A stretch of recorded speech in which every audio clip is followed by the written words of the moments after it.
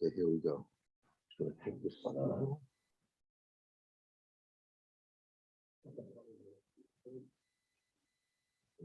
Okay, Zokta Hedra Gemara. So yesterday we started discussing the sugya of Me'ilah. So let's go back to Me'ilah. Even though it's reviewing, we'll go quickly to catch up to where we left off yesterday. So Me'ilah is like 2/3 of the way down on Daf Yud Amud Beis. Correct Gemara, Me'ilah is Michtav Chsivan. Why is it Haramatlim B'Sayra? There is a mention of Me'ilah in the Torah. Amar B'Chama L'Nitzcha El Nan. Where what's a Haramatlim B'Sayra is one specific halacha in Me'ilah, and that is Hashliach Shashish Lechusay Bal Habayis Mal. If Bal Habayis, let's say Reuben gives money to Shimon, and the money is hektish money, and he tells Shimon, "Do me a favor, go buy me your shirt." If Shimon does the shlichus and buys the shirt, the Bal Habayis is mal, and the Gemara is going to ask, "I ain't shlich l'varver." If Shimon didn't do what he was asked, then clearly that's not being done on behalf of Reuven. Then shliach mal. But the Gemara, am I mal? Even if Shimon did exactly Reuven's wish, why is Reuven mal? Shimon did the avera. He bought something with mois hektish. Why would Reuven be mechud? That difficulty is why it's hainu kaharar matlim b'sayram, because we don't have anywhere mafurish the pasuk that tells us this halacha. Amarava, umay kusha, what shver? Dilma shani meila, the alpha chet mitruma. Meila has a din shlichus because we have exer shava to truma, where the Torah specifically says that there's a din shlichus. So the mere fact that shluchus shalom k'maisai by Me'ilah is not haram matlim b'sayra. It has a very strong foundation with exer shava. There's a different halacha that's difficult to understand in Me'ilah that's haram matlim b'sayra. It says nizkar balabais. If the balabais remembers that the money that he gave to the shliach, so Reuven had hektish money in his house, he had chulun money in his house, and he intended to take chulun money in his house, from his house, and give it to Shimon to buy a shirt for him. After Shimon was dispatched, Reuven realized, hey, I gave him the wrong money. I gave him hektish money. So the halacha is, and the shliach doesn't know. So the shliach is completely oblivious and innocent. Shliach mo. And we know that you cannot be over me'ilah b'mezid. So the balabais can't be moil. And of course, the balabais is no longer interested in this happening anyway. He sort of canceled his shliach. So therefore, the shliach is going to be chayiv. But the problem is, what did the shliach do wrong? Shliach ani, my covet. What did the shliach do wrong? He had no idea. Like Rashi says, "Need the balabais is potter." I understand the balabais is potter. The kibbutz in this girl, since the balabais remembered that the money that he sent to Shimon was hektish, anan sahadi the sula nichale b'shlichus. He for sure canceled the shlichus, but he couldn't send them a WhatsApp to tell him to stop. And therefore, when hashalach shluchayu, the Mishalayach will cancel the shlichus after he dispatched Shimon once he realized that the money was hektish. But that doesn't make the shliach guilty. The shliach still didn't do anything wrong. Hainu k'ha'aradim hatlim b'sayra. So that halacha that the shliach should be chayiv, even though he didn't do anything wrong, he knew nothing about it. That's haram hatlim b'sayra. Armalashi makusha. That's also very explainable with a base from the Torah. Dilma midi dahava amoitzi mois hektish l'chulim. It's no different than anyone who's moitzi mois hektish l'chulim, which Rashi says, Ashar kol moitzi in mois hektish l'chulim b'shogi. Anybody who's moitzi mois hektish l'chulim b'shogi, that is the definition of me'ilah. B'mezid you're not chayiv me'ilah. So anyone who did it b'mezid, I thank you very much. Thank you. So it should be no worse than any other person who is moitzi mois hektish l'chulim b'shogi. Shimalu. Av zeh b'shogi kitziyah. The kibbutz shebitel ha-mishalech shlichusay, once the mishalech was mevatel the shlichus. Once Reuben realized, hey, this is mois hektish that I sent with Shimon, I'm canceling the shlichus. So now who is being the moitzi? Shimon is being the moitzi. Havel il moitzi, and we have precedent in the Torah that someone who is moitzi mois hektish l'chulim b'shoigeg, that's the definition of me'ilah. So it's very much grounded in the Torah. Zakta Gemara El Amar Rashi. It's a different halacha. That's the chiddush that we don't have a sound base in the Torah for. It says, not al even or hektish. If someone took either the stone, a building material, or a beam of hektish, he's not moil. However, once he gives it to his friend, he's moil. Rashi is why is the giver moil? Because the kivan shenosnum loy, when the giver is giving the beam to the second person, that transaction is moitzi the thing from hektish. So just as a note, all of the me'ilah that we've been discussing up until this point was the me'ilah is triggered when you release or you remove the object from the domain of hektish by giving it to somebody else. So you're removing it from the domain of hektish, and that is the me'ilah. We're soon going to learn that there's another method of being loyal, but right now we're using the method of removing the item from the domain of hektish. The Chaveri Loimal, Rashi says, B'chol Sheyasa, whatever he might do with it, he will not be moil.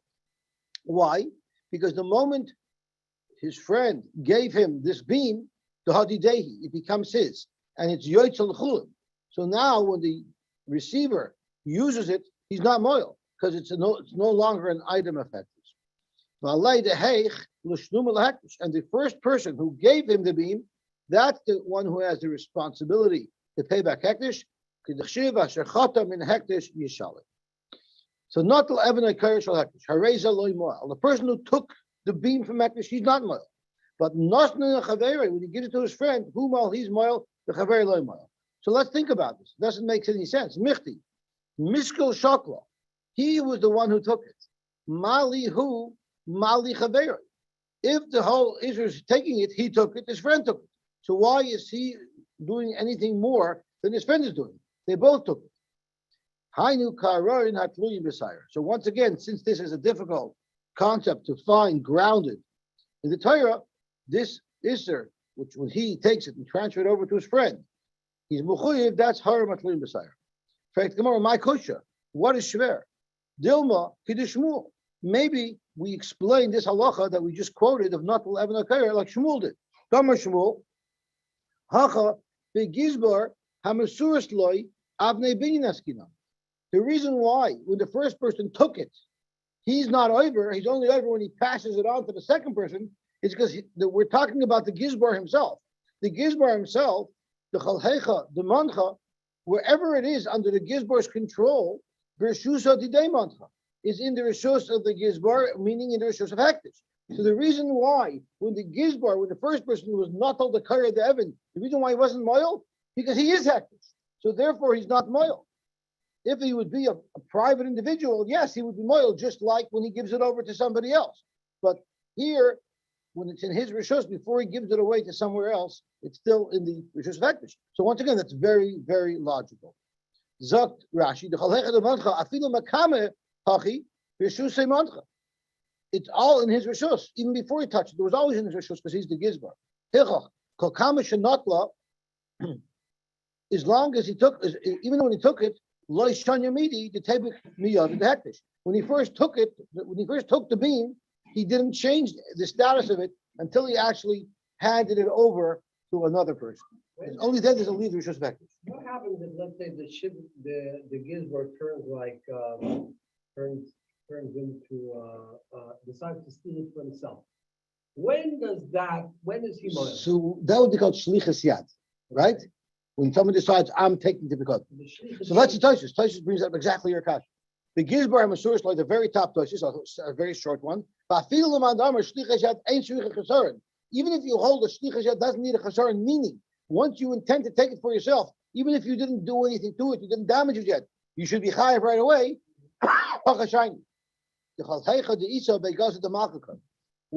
When I'm watching a Bikot for somebody else, my mind changed. To say now I want it for myself, and I take it, now I'm taking it out of the rishus of the person who I'm watching it for, but not hektish. Because wherever it is, wherever you put it, it still belongs to hektish.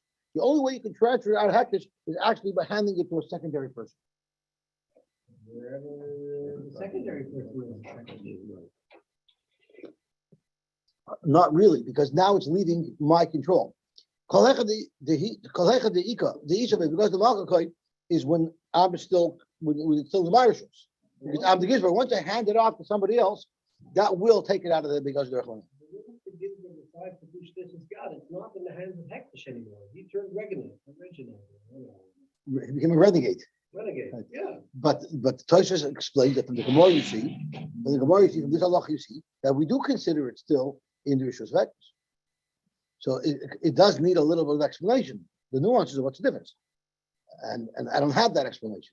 But that's what the Gemara is saying.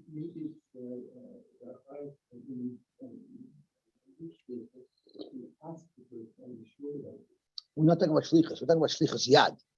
Shlichus yad means if you're watching a pikadon for somebody and then you decide now you want to steal it, it changes its status. Zok to Gemara weiter. Zok to Gemara weiter. Elami seifa. So we haven't yet succeeded in finding a case related to Me'ilah that's a chiddush that you don't see that's strongly grounded in the words of the Torah. So the Sefer of the Brayso says, so you took this beam and you built it into your house. Hareza loy mo'al. You're not mo'al because it hasn't changed its status. So now we're introduced to a new method of Me'ilah. If you have hana from hektish, even if you weren't kainit, you merely benefited from it. That's also a way for Me'ilah to occur. So if you put it into your house, so there was no kinyan yet, therefore, until you stand under it, you benefit from it directly for a value of a shavuot. Because we know Allah, when some person steals a beam, he doesn't have to return the beam. He has to return the noise, right? That's the Takanas HaShavim, that's right. To make it easier for you. So as soon as you put the beam into your house, you should be milked. You don't have to give back that beam. Because you're cutting it, well, you also cutting it to right. That's the Gemara's kasha. Gemara. Shina Shanya. By building it into your house, you're a kohen. And Rashi says Shina Shanya kishakava b'binyan. As soon as you built it into your house, ukvikanya b'shinu. Shemesatas of the kaiva, you smooth it down and you build it in. That's a shina. That's why you wouldn't be mechuyev to give it back, right? Mali dor, mali loidor. What's the difference if you had direct benefit from this component of the house or not? At the end of the day, there's a shina. That's why it's haraya tluim b'sayra. because it's not logical. You were kind already, yet you're not over Me'ilah until you have enough. In fact, my kosha. This is also very easy to explain. Maybe it's because of what Rav said. Rav, he put it into a place where he did not make a shinui. For instance, he just took the board and covered over our window with it. It wasn't built in at all. So maybe we're speaking about something that wasn't built in. So there was no kinyan. He never removed it from the rishus of hektish. Nevertheless, so therefore he's only over Me'ilah if he actually has direct benefit from it. So once again, where do you find a halacha that's so mysterious, that's not grounded in very strong logic and halacha of the Hilchos Me'ilah? We tried all these different suggestions and nothing worked out. So you know what? Let's go back to our first suggestion, to Rava's suggestion, who said, Rava said, the Balabais Reuben sent money with Shimon to buy him a coat. And Reuben realized after he sent Shimon that the money that he gave Shimon wasn't money that was his, it was money from a different drawer that was hektish. So the halacha is the shliach is more. The Gemara asked, shliach anya my covet. The shliach didn't do anything wrong because he didn't even know about it. So why is he more? So that was the harbat tluim b'sayra. Rav Ashi slugged it up by asking him akasha and said, what do you mean? It's very grounded. It's no different than anybody else who's moitzi mois l'churim.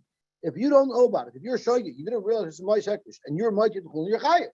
So the shliach should be no different. So therefore, it's very well grounded. So now we have to find a variation of this that's not grounded in the Torah. And Rav is saying the chiddush is that when I send something to a shliach and then I change my mind in the middle because I found out that I didn't give him chulim money, I gave him hektish money, the shliach is chayav. I the kakashalach midi to have a moiti mois hektish l'chulin. You're going to ask me a kasha that this is not a chiddush because you find already that the whole concept of mila works when someone not knowingly is moiti mois hektish l'chulin. Zok the Gemara, there's a reason why someone would be chayiv. You know why? Hasam made the yada the ikazuzi the hektish. A person, how does a person moiti mois hektish chulin b'shogi? Because he thought it was chulin. So he had money of hektish. He knew he had money of hektish in his house, and he knew he had money of chulin in his house. He should have been very careful to label them properly, so he shouldn't have mixed them up. So that's why someone who's moitzi mois hektish al chulin b'shogi is chayiv in meila because there's a certain level of negligence because he wasn't careful to label things properly. Hacha, here a shliach is completely innocent. He has no clue that this fellow even had mois hektish in his house. He just knows that someone sent him with mois of chulin to buy him a coat. Hacha miyadi. The shliach has no knowledge of anything. So why in the world should he be chayiv? There's no level of negligence of guilt on him whatsoever. Hainu kaharorim hatluim b'sayra. That's why hilchos meila is hararim to b'sayra. This one halacha that the shliach is mal when the owner finds out, the shliach finds out after he sent him that it was hektish money. That's a chiddush, and we don't have any solid base to understand it. Rather, it's only b'pikabola through Torah Shabbat. That's hararim hatluim. The Saira. Every halacha Moshe Sinai is halacha the Saira. I don't know. I don't think it's halacha Moshe Sinai. I think Rashi said it's as to Torah Shabbat. Let's see what Rashi. What's the difference? I was going to ask the same question. I'm not sure. So let's look back at what Rashi says and how Rashi describes it. Let's see if we could figure out, in fact, what is the difference. Because that wasn't clear to me either. But Rashi does say it. Rashi does say it maybe to the Amud Aleph. Maybe to the Amud Aleph. Rashi says it.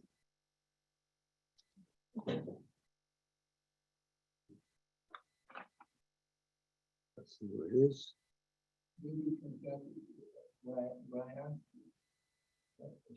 Should when you reverse these, right? Should you just make sure that ask the person, make sure, are you sure this is not Maybe you should have asked. Oh, here it is. So I'm looking right at the first Rashi on the Mishnah on Yud Amud Aleph. Heter nedor and parchem baver. Hatar shador shem chachamim shechacham matos haneder ma'at remes yesh b'mikra the ein al ma'alisma, but not something solid. Ella shekein moser l'chachamim b'Torah Shabbat Peh. So in Torah Shabbat Peh it was given over. Is that halacha l'Moshe Sinai, or is that a different level? But it's weiter passed down from Moshe Rabbeinu to the chachamim what the Torah meant. So halacha l'Moshe Sinai maybe is something that the Torah doesn't say anything at all. It's just new halacha. But there is a ksas remez. We have the Saira, so this is just merely a clarification of the snippet of information that was offered to us. But they all fall into the same catch-all category that David Dalty loves. Halacha l'Moshe Sinai gets us out of trouble all the time. So talking about what Dr. Goldar just said, that maybe the shliach did err a little bit in the fact that he should have asked the owner who gives him the money, are you sure this is kosher money? Are you sure this is chulin money?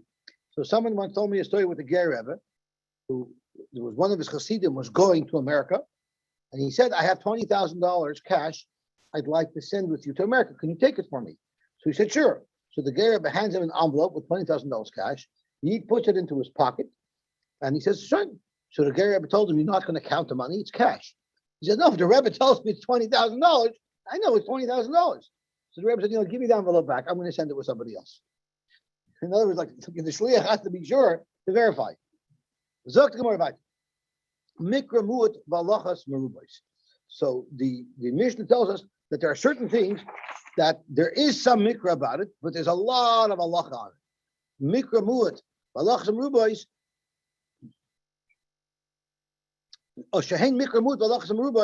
The reason why it's haram atlim b'sayra because there's very little information given in the Torah about it, but there's a lot of halachas that we learn that aren't very well founded in the Torah. So zok tehele gemara mikra mut halachas merubos. Tana we learned negoyim ba'oylos, negoyim and oyolos as well. Mikra mut, there's not a lot of Torah on them, but halachas merubos there was a lot of halachas that we learned from it. Negoyim. Mikra mu'at, Correct, Gemara. Are you saying the Goyim is Mikra Mut? The Goyim Mikra Merubahu. The whole parsha of Tazriya and Tzayon. There's a lot of Torah on the Goyim.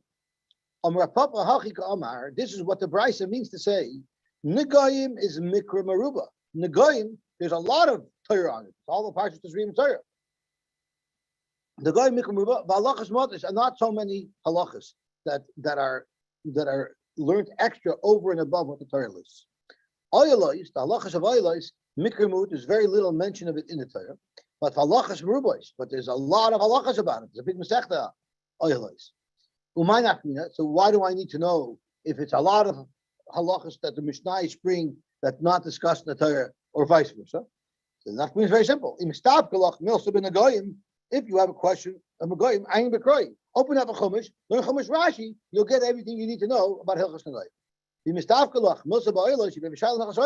Don't open up a chumash. You're not going to get enough information there.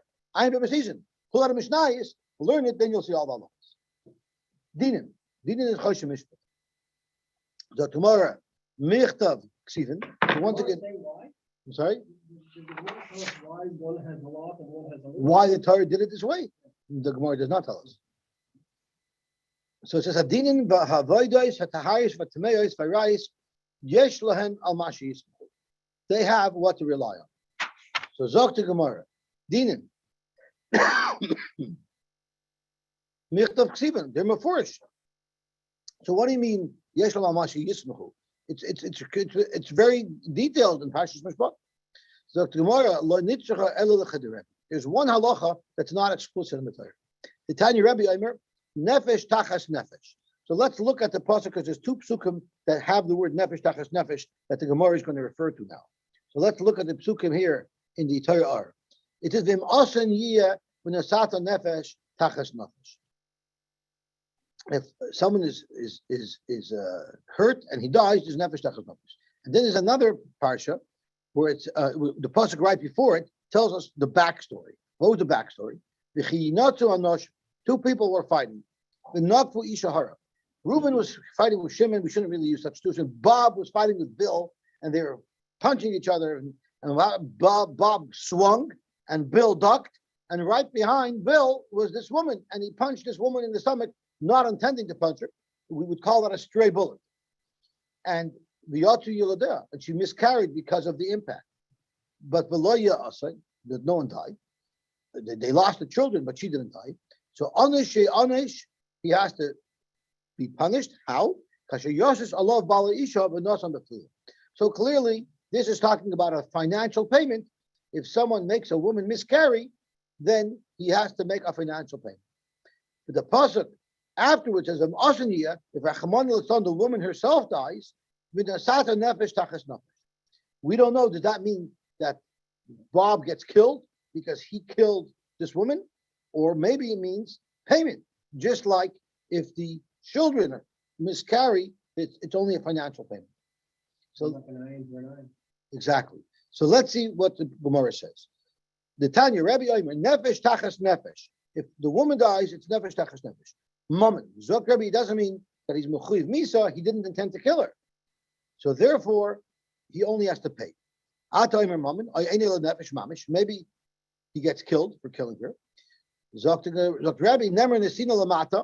it comes to paying for the children, when it talks about the nefesh tachas nefesh for the woman. Just like this is v'das on the flilim. When you go to Bezdin, they make an assessment.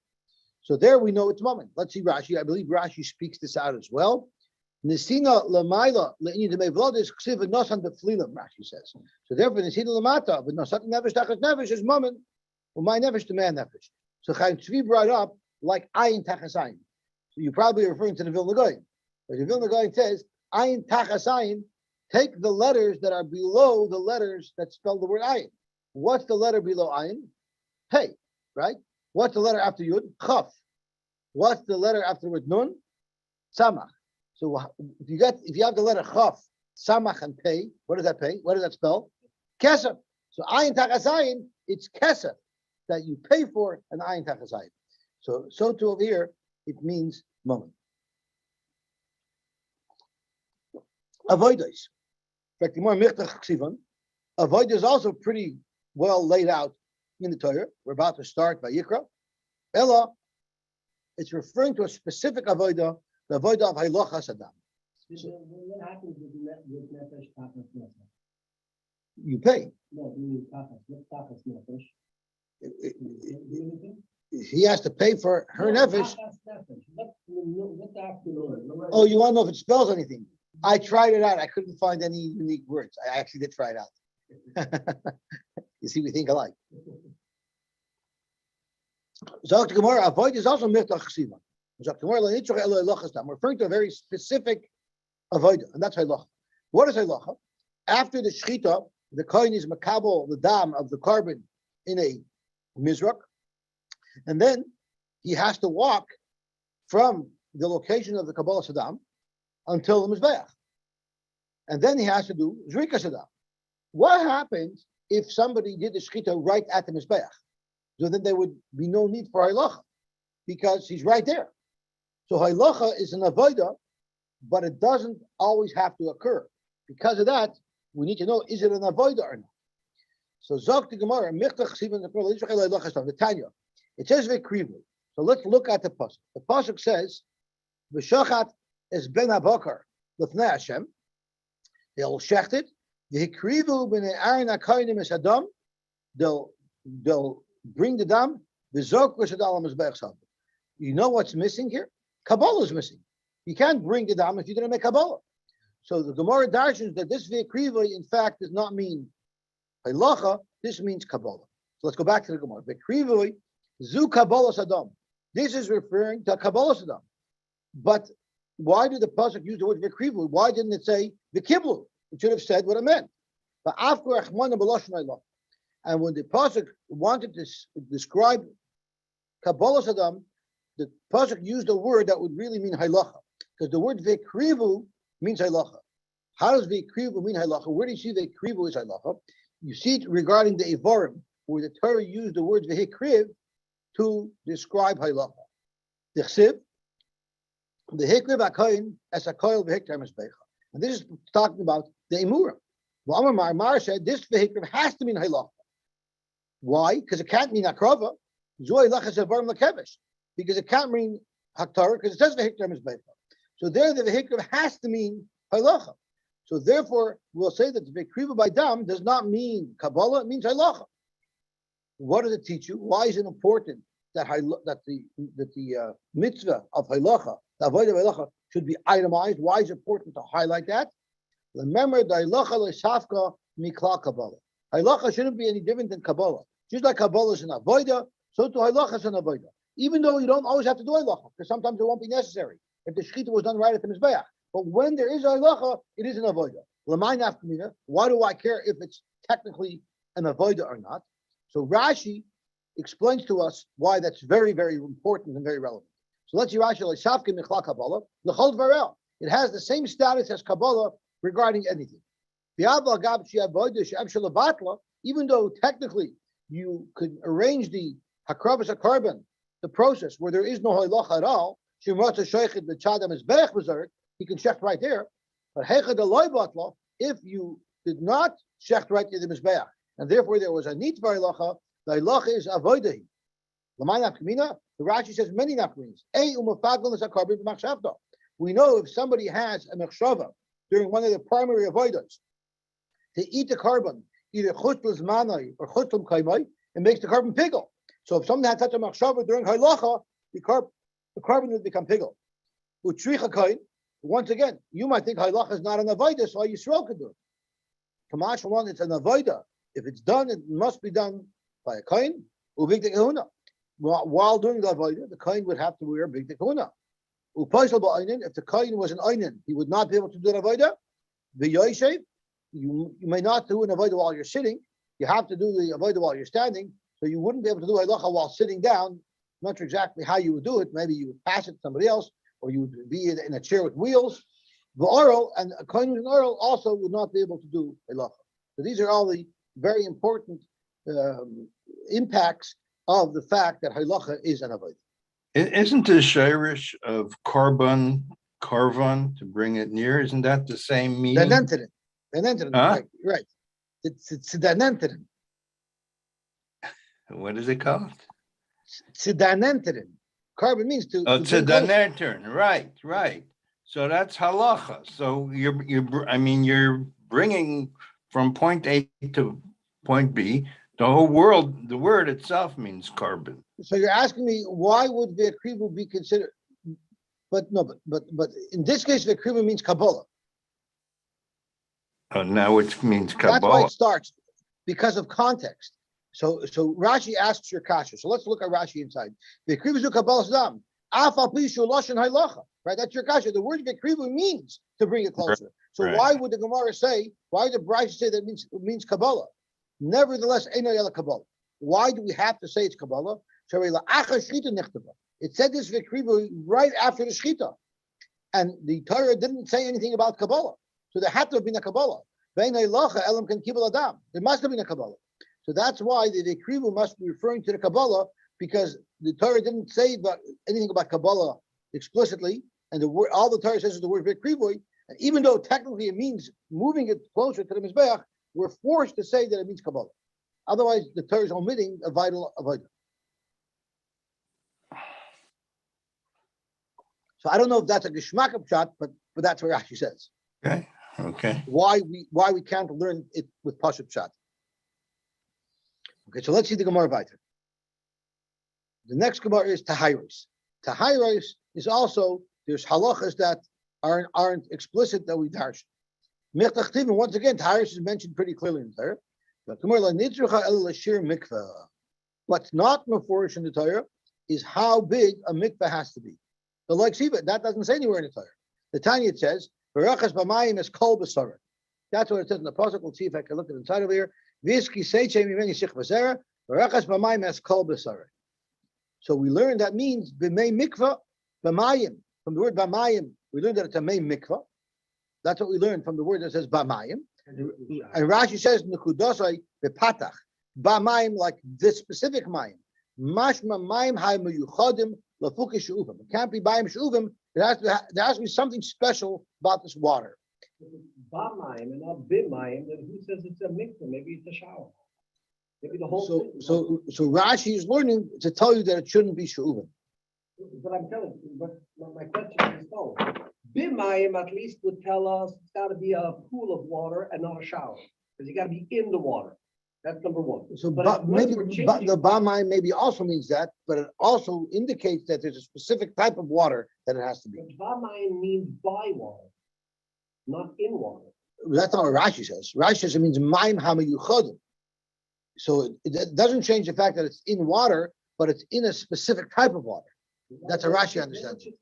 According to Rashi, it should have said behamayim. Well, I'm not a gumch in diktum. Maybe b'mayim means behamayim, right? That's how Rashi is saying. It's like a idea. Umiyu, Rashi says mayim chaim lo tzarich. A Balkari does not need mayim chaim. Bezov mayim chaim. It only says that a zov needs mayim chaim. Mechlal the shart meim lav mayim chaim bo. Other tumas do not require mayim chaim. Umiyu, you still need the b'mayim hamiyuchadim. You need a mikvah afal b'shen gisham.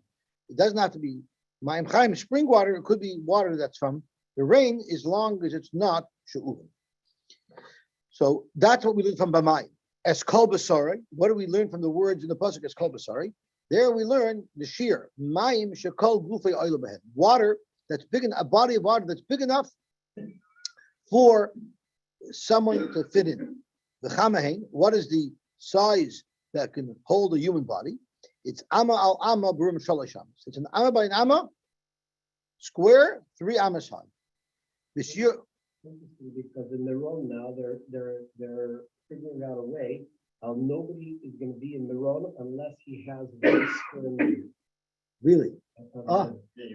V'shiyaru chachamim, and the chachamim told us that there's 2 ways to discuss. You could discuss it in gallons, or you could discuss it in cubic feet of water. So the same thing, we have 3 cubic amas, but what is that in gallons? It's 40 sa.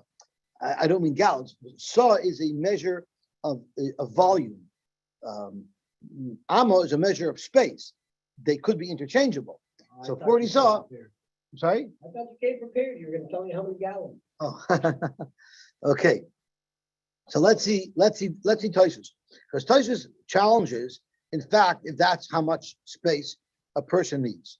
So let's see what Tosfos is. Barum Gimel Amis, Frek Tosfos, the Af al Gab Sha'adam Machzik Dalet Amis Kaima. Even though we know a person is not 3 Amis high, but 4 Amis high, Kida Muchach B'Shmaitz in the Kuchen.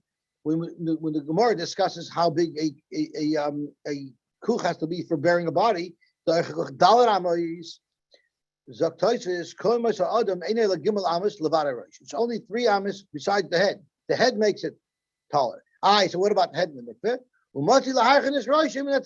When someone goes into the mikveh, he can bend his head down. So therefore, you only need b'roim shalosh amas.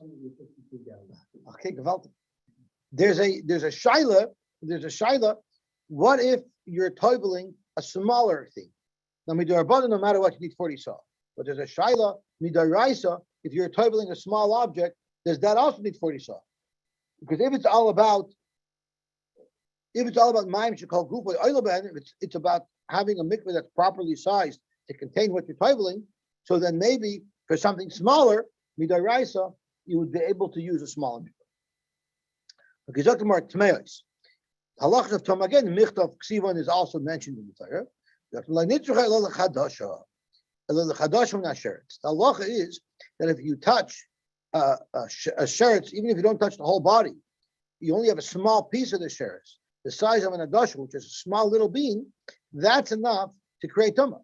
It doesn't say that anywhere specifically in the Torah, but it's learned from drushes in the Torah. The loik siva doesn't say so beferish. The chsiv bohem. So let's look at the 2 psukim, the 2 contradictory psukim that we're going to analyze. It says, Eila hatmeim lachem v'chol hasheret. These are the tumas of sherets. Kol hamageh bohem. If you touch them, the moishe mitmadar. If you read this pasuk by itself, you would assume that the whole sherets has to be intact. If you touch the dead sherets, the complete dead sherets, then you're going to be tummy.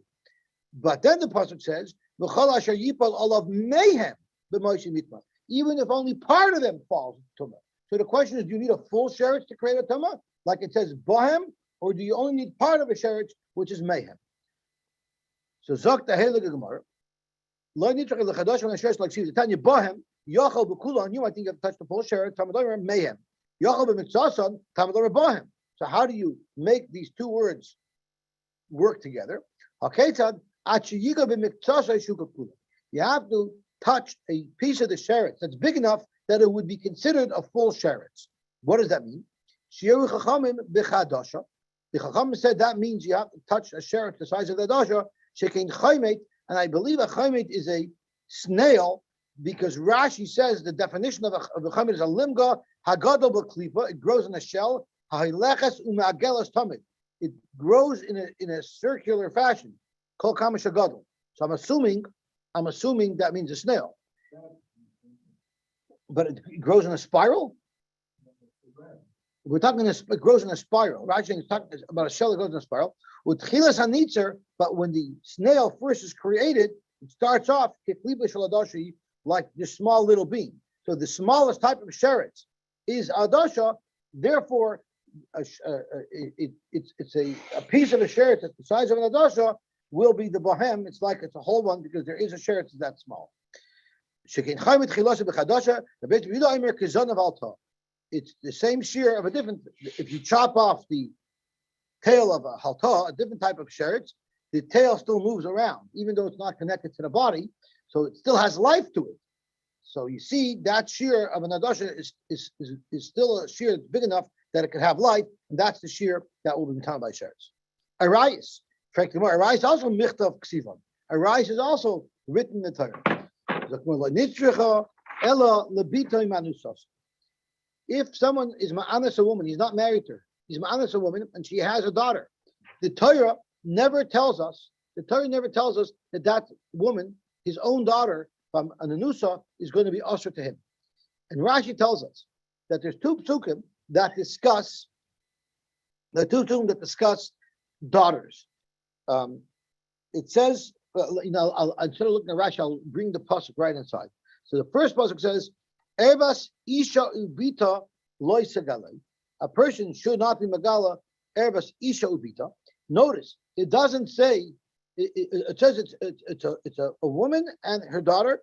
Es bas bina, ves bas bita, loy sikach lagalas ervos. So this pasuk is talking about a woman who he's married to. If he's married to a woman, he should not have intimate relationships with her daughter. This means her daughter, even if it's not his daughter. If it's her daughter, he's not allowed to have a relationship with a woman and her daughter. And his bas bina, his bas bita, her grandchildren, the daughter of her daughter, the daughter of her son, and the daughter of her daughter, loy sikach legalas ervos. Then the next pasuk says, ervas bas bincha, the erva of the daughter of your son, oy bas bitcha loy segalim. This pasuk doesn't say anything about the isha, meaning he's not married to the mother of this child. So when it's talking about someone who's not his wife, it only talks about a grandchild. When it's talking about his wife, it's speaking about a child and a grandchild. But when it's speaking about him having had relations with a woman that's not his wife, because it doesn't say Isha Ovita, it just says Ervis Bas Bitcha, it's only talking about the grandchild. But the Torah never talks about the daughter of the parent of the grandchild. It says if he was Ma'anas, a woman, and he had a daughter, it doesn't say anything about it. It only says the granddaughter is a problem. So you would think a Kavachomer, if he's not allowed to have a relationship with a granddaughter, he's surely not allowed to have a relationship with a daughter. But Rashi tells us that's a Kavachomer. Ain't Einshin min adin. You could never punish somebody using a Kavachomer. So therefore, we don't have any pasuk that tells us that his daughter from a relationship that was an anusa, that it's also. We don't have it. It's not a force anywhere. We have it if he's married to the woman, and if he's not married to the woman and it's an anusa, we only have a granddaughter. So how do you know it? Zok to Gemara, the way we know it is Dama Rava, Amali Rabbitzak Bavdime, Asya Heina Heina, Asya Zima Zima. We need two Zereshavas, one to tell us that it's Asr and one to tell us that there's a Chi of Misa for it. So if we look at Erves Ishu Bita, it says Shara Heina Zimahi. So it says the word Heina when it speaks about the daughter of his wife being ushered to him. And then it says, when it talks about the granddaughter of his anusa, it says, Hirvascha Heina. So since it says Heina here, we learn that whatever applies in this pasuk referring to his wife, applies in this pasuk referring to anusa. That's how you know that he's not allowed to have a relationship with his daughter from an anusa.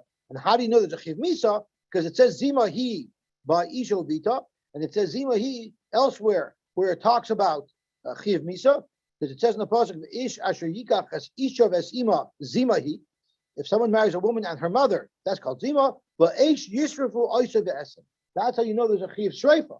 So the way you know there's a chiv shreifa for bitim and esasoi is because we know it by a regular daughter from zima zima, and from heina heina we know that bas bitim and esasoi is also going to be usher to him. Because here from here, first of all, we see quite clearly that a Zer Shavah is way more powerful than a Kavachomer. But a Kavachomer is logical, obviously, and that's why Enoch did, right. because maybe you'll find a flaw in your logic down the road. Right. That's as far as Enoch did. Maybe you could also find a flaw in the two psukim. No, because Zer Shavah is the Kabbalah. You have to have Kabbalah. Got it. Okay, good. So Rashi has an interesting thing over here. When could you rely on that Kavachomer and when not? So let's look at the third line in Rashi towards the end of the line. Rashi said, "Ein masirin min adin, vein einchim min adin, vein einchim min kavachomer." So then Rashi goes on. Dinei mamanis umitzvus hasei ve'ilchas avoda upsulak hachim. Anything in that list atalamed b'kavachomer that you could learn the kavachomer. Avoloy asaris v'einchim. You can't learn asaris v'einchim. So those are the rules of kavachomer where you could apply a kavachomer and where not. Zok Gemara weiter hein gufay Torah. Frank Gemara hani in hanachloi. Only the last items in the list of the Mishnah are gufay Torah. The rest aren't gufay Torah. Elaima hein vehein gufay Torah. In fact, everything is gufay Torah. All the lachas, whether you learn it for Ramiza, whether you learn it for Messiah, no matter how you learn it, that's real Torah. And of course, we have to follow it. Okay, let me make a quick dash in the new pair. Ein darshan b'arayis b'shloisha. You're not allowed to teach arayis when there's three people there. And at this point in the Gemara, we assume it's the Rebbe and two Talmidim. You're not allowed to darshan by Rais. You cannot even teach about the Ma'aser Bereshis with two people, meaning one Rebbe, one Talmud. You're not allowed to learn Ma'aser Merkava even on your own. Unless you're a smart guy, you can figure it out on your own. The Gemara is going to ask, if you're learning it b'yachid, then you have to be by definition someone who can figure it out on his own, because you're learning it b'yachid. So what does it mean? You shouldn't learn it b'yachid unless you can figure it out on your own. Otherwise, you couldn't learn it at all. Sforim is different. Someone who analyzes these four things, Rasui loy hidulei bala'ilam. And there's a shayla what Rasui, this means royal loy, it would be appropriate for him if he was never born, or Rasui loy is terechmanas and him halavai should have never been brought to the world because it's going to be very bad for him. What are the four things? Malamayla, what is above the Shemayim? Rashi says that means above the Rikia, shal Rasha Yachayos. Malamata, what's below the earth? Malafnim Malachar, there's two pshatim that are brought down. Either what's beyond the eastern horizon, what's beyond the western horizon. But Rashi doesn't like that pshat. And Rashi, the other pshat is what happened before the world was created and what happened after the world was created. Someone who doesn't have Rahmanis on the cover of their Rebbeinu Shalom, once again, Rasui loy shaloi bala'ilam. It's better if he wasn't born. Zok Gemara, Amit Bereisha v'loy b'merkava yachid. You said that someone on his own can't learn Ma'aser Merkava. Well, obviously he's someone who's capable of it, otherwise he can't do it. And then a moment later you said, by definition, someone who's learning about himself has to be a chacham u'mevin b'daitai. It doesn't mean three including the Rebbe. It means three excluding the Rebbe. So you cannot teach a rayis if there's three talmidim, but you could teach a rayis to two talmidim. We're gonna very good question. You can't teach Ma'aser Bereshis if there's two talmidim. It only can be one on one. You're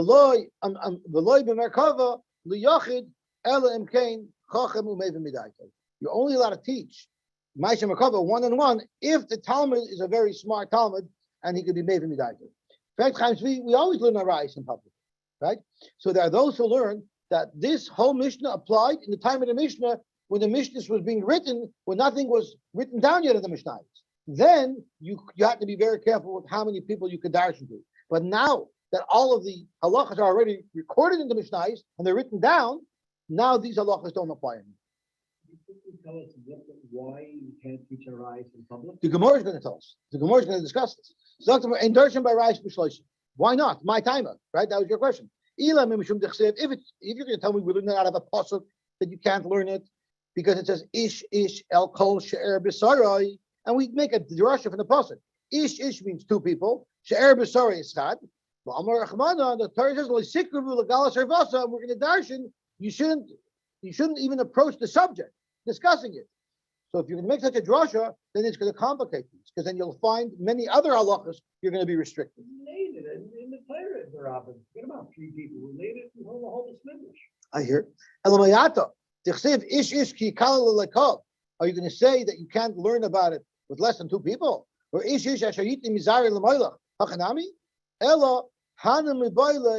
why does it say ish? It's not to tell us about how many people you need to teach. Rather, to teach us, it says issues in those places to tell us that not only are Yidden subject to this Isser, Goyim are also. They're not allowed to curse Hashem's name. Goyim aren't allowed to do Avodah Zarah either for Yisrael. So Hainami, so too, when it talks about Arayis, the rabbi says Anochim. Shemusarin al Harayis ki Yisrael. Goyim are also Musar and Arayis. Goyim also are prohibited from Arayis. Not all Arayis, but many Arayis. Ella, maybe there's a different passage that indicates that you cannot learn Arayis with too many people. Because his Shmartim is Mishmarti, Shmartim is Trey. It's a lotion of plural. Mishmarti Chad. Maybe that's a remez that you shouldn't learn it with three people. So tomorrow, then you're going to have other halachas that you're going to be restricted as well. Shmartim is a Shabbos. Are you going to say you cannot teach a Shabbos with more than two people? Shmartim is a Matzos by Pesach, or Shmartim is Moshe HaKodesh by the Mishkan. Hachanami, Amar Rabashi, and this will explain Chaim Tzvi's kasher. My endorsement by b'shloisha. It doesn't mean general hilchos harayis. Avada, you're allowed to learn hilchos harayis in public. We learn it in shul, like Chaim Tzvi said. It means endorsement b'sisrei harayis l'shloisha.